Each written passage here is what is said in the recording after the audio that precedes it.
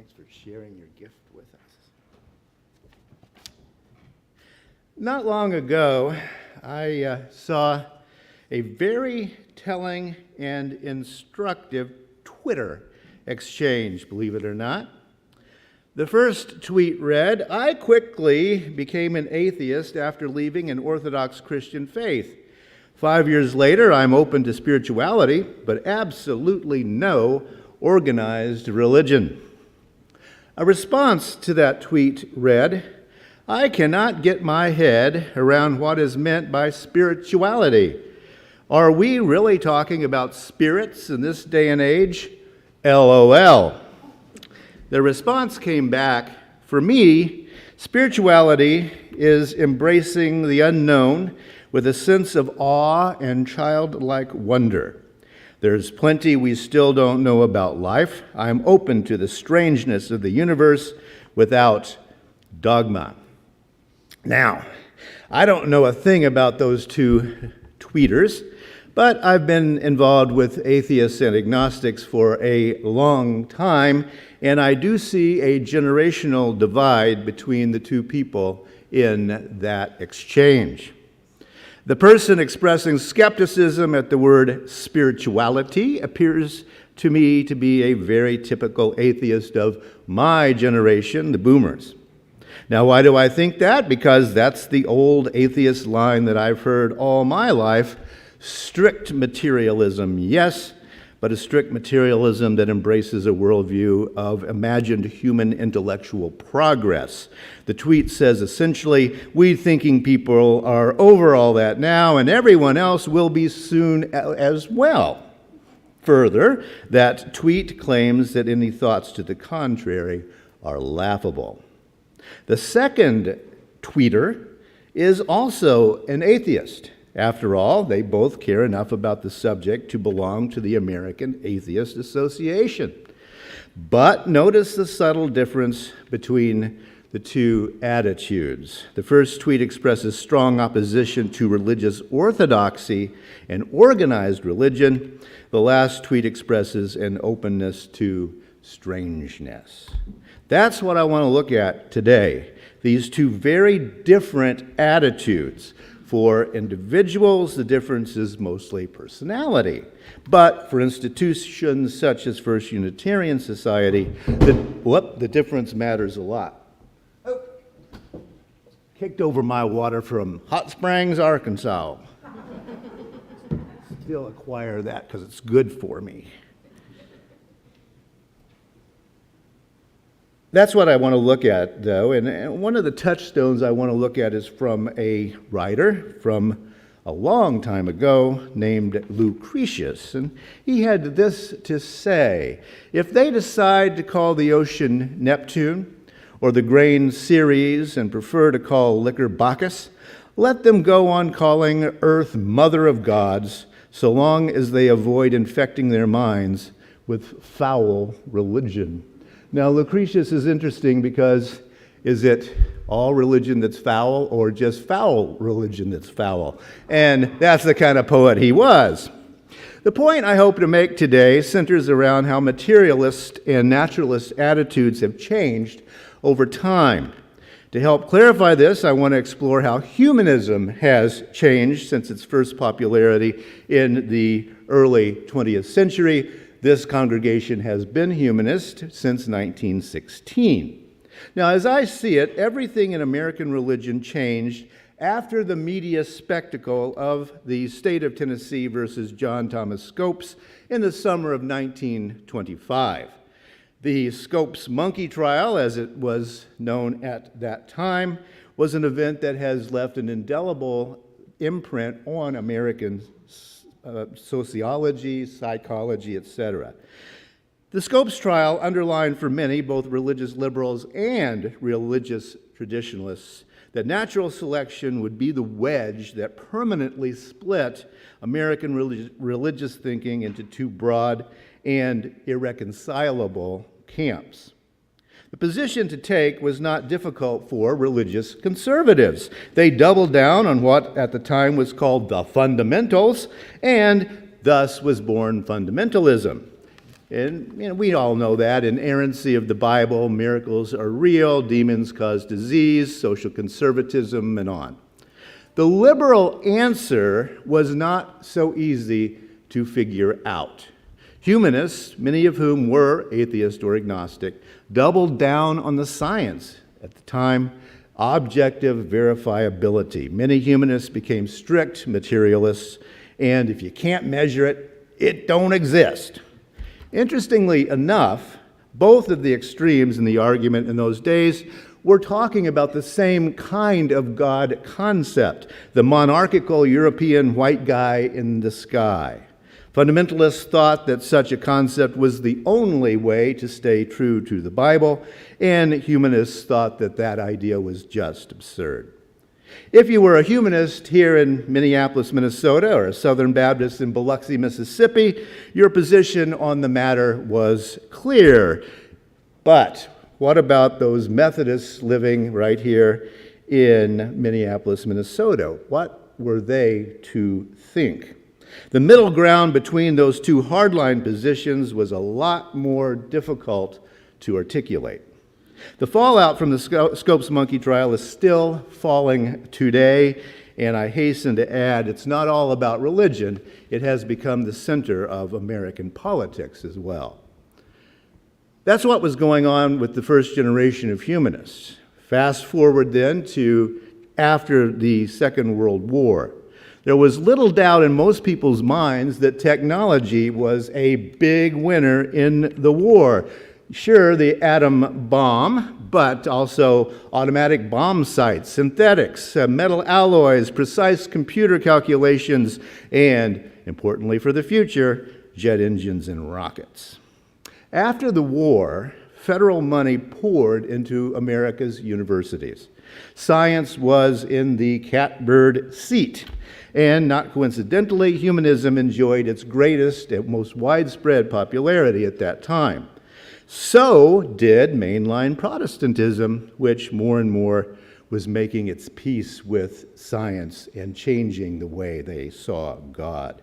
Gone were the days when Methodists or Lutherans described the eternal flames of hell scorching sinners forever. Gone was the jealous, angry God that they had talked about.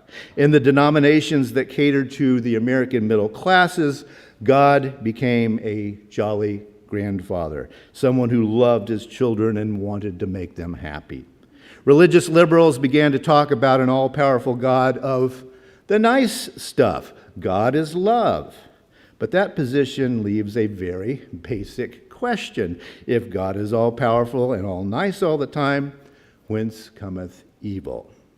A conservative theologian of that time period, H. Richard Niebuhr, summed up his assessment of what was happening among the liberal religious of the day. Quote, they were talking about a God without wrath, saving a people without sin, through Christ without a cross, end quote. Now, here's the place to remind ourselves of the politics of the Scopes monkey trial. The lawyer for the defense was Clarence Darrow, a professed humanist whose father had been a Unitarian minister, but he even lost that much faith and became an undertaker. Now, some of you also know that Clarence Darrow was rumored to have joined this congregation, though we have no record that he ever actually attended here. His opponent, the prosecution, was William Jennings Bryan, former Secretary of State, three-time presidential candidate, and I would argue the greatest populist in American history. William Jennings Bryan was something you don't see anymore in American politics, except among African Americans. He was a political leftist who was also a sincere fundamentalist Christian. Even though he won the court case, William Jennings Bryan felt utterly humiliated by Darrow's line of questioning and died shortly thereafter of what I think nowadays would be considered a stroke. What wasn't clear at the time was that progressive liberal politics was beginning to eat its own. By that I mean that very poor, desperate people, like my parents were, for example, need to believe in a wrathful God who will right all the wrongs of our world by throwing the rich and powerful oppressors into hell. And they need to believe that this grinding, spirit-killing world will end any day now, with Jesus coming back to fix all of the social wrongs. A wrathful God is their hope for a future and for justice. The Scopes trial widened the chasm between the liberal haves and the populist have-nots. The populist movement previous to the Second World War had goals that were closely aligned with the goals of the liberal religious social gospel movement, and that was then prevalent among the mainstream middle-class Protestant denominations. This was the coalition that would elect Franklin Roosevelt, an Episcopalian who loved the pomp of religion but had absolutely no interest whatsoever in theology. The sunny, happy middle-class God continued to appeal to people who were succeeding in the wealthy post-war years. But many people were not succeeding in living the American dream, even in those affluent times. Then, in 1973, wage growth stopped for the average American worker and went into decline. It's no accident that the mid-1970s was the time when right-wing Christianity began to be central to American politics. Right-wing Christianity reversed the trend that theologian Richard Niebuhr had derided, a God without wrath, saving a people without sin through Christ without a cross. Nope, the new politically conservative Christianity preached a wrathful God, a sinful people, and a suffering Christ that offered salvation or else. Liberal Protestant denominations doubled down and kept preaching their loving God and their eternity without hell, and those denominations went into a steep decline that continues and accelerates in our own time. People just are leaving. And just as liberal Christians doubled down on a happy God, many humanists doubled down on strict materialism, which is my point. Neither of those groups were reading the room. Many Americans were just getting poorer and poorer every year, and they were desperate for any way out. For example, take a look at contemporary American entertainment. How much of it is science fiction, fantasy, supernatural escapism? In case you haven't noticed, there are zombies and chainmail and chainsaws everywhere on TV. So, pre-World War II humanism, post-World War II humanism, and now the possibilities of a renewed non-suburban humanism in our day. That's what we're looking to. And here's the thing, humanism as a philosophy has the resources to face our troubled and troubling world. It's easy to talk about sociological effects when we look at the Scopes monkey trial or the Second World War. A much quieter revolution occurred with the publication back in 1980 of a book by George Lakoff and Mark Johnson, Metaphors We Live By. This book created the now extremely active and important academic field called cognitive linguistics. What Lakoff and Johnson demonstrate in the book is exactly what the title says. We live by metaphors. We live in metaphors. We find it almost impossible to think without metaphors. Up, down, in, out. Our simplest and most common thoughts get structured by metaphors that we learn by osmosis by living in the culture that we live in. As Lakoff and Johnson phrase it, our ordinary conceptual system, in terms of which we both think and act, is fundamentally metaphorical in nature.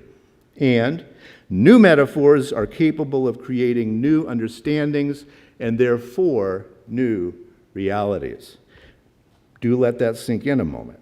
Now, for many of us humanists, this is not a new or an exotic thought, because classic humanism, going all the way back to 1916, was very much about pragmatist philosophy. For pragmatists, ideas are tools. A tool is true if it works. Truth is socially constructed for pragmatists. Pragmatists draw a sharp distinction between a truth and a fact. A fact is measurable by anybody, anywhere. For example, the effects of gravity. That's a fact. They can be measured. Truths are socially constructed, which is why the contemporary pragmatist Richard Rorty famously said, "Truth is what your contemporaries let you get away with." Truth is what your contemporaries let you get away with. Now, Richard Rorty died in 2007, before the rise of Trump, but many consider him prescient in that he predicted the rise of a right-wing populist. People who haven't taken a hard look at pragmatist philosophy shout, "Wait a minute, that's moral relativism, postmodernism," but pragmatism is not those things, and the statement shows you why. Truth is what your contemporaries let you get away with.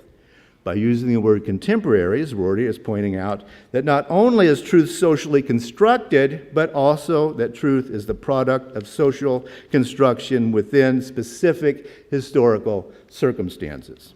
Again, the Scopes trial set the pattern for the world we live in today. Religion has become politics in the United States. The populism of William Jennings Bryan is long dead, and Christian nationalism has now taken its place. The greatest and most important virtue that pragmatism teaches us is intellectual humility. No, it's not true that everybody is right, whatever they happen to think, but it is true that reality is very different for different people in different cultural and geographical locations. Truth is what your contemporaries let you get away with in time and in place. The question is how to not allow certain groups to get away with what we see as untruths. And no, we haven't figured that one out yet. What does all the talk of pragmatism and religious fundamentalism mean in the real world? Well, the answer is a lot. The early pragmatists were intuiting something that cognitive linguistics has now demonstrated. The reality that each of us lives in is created by the metaphors we live in. Metaphors are the tools we use to create personal reality, and metaphors are introduced to us through our shared cultural contexts. We all co-create reality, as I've talked about many times. Therefore, if a human being grows up in a world soaked in the metaphors having to do with a certain sort of God concept, that person is very likely to see the world through those particular views. Cognitive science teaches us this is true. Pragmatism teaches us that it's natural and logical for human beings to use the tools that work for them within the reality they are forced to live in. The fact is, for some, a wrathful God is what they need in order to live a fulfilling life. For others, a loving God makes sense for them in living a fulfilling life. For others, the cosmos itself is all the God they need for a fulfilling life. And for others, the whole concept of any God makes no sense for them, and no God is what they need to live a fulfilling life. That is the truth, as nearly as this old guy can figure it out, and I've been thinking about it for a few decades now. But as usual with such thoughts as that one, I wasn't the one to get there first. Lucretius said it a long time ago. If they decide to call the ocean Neptune or the grain Ceres and prefer to call liquor Bacchus, let them go on calling Earth Mother of Gods, so long as they avoid infecting their minds with foul religion.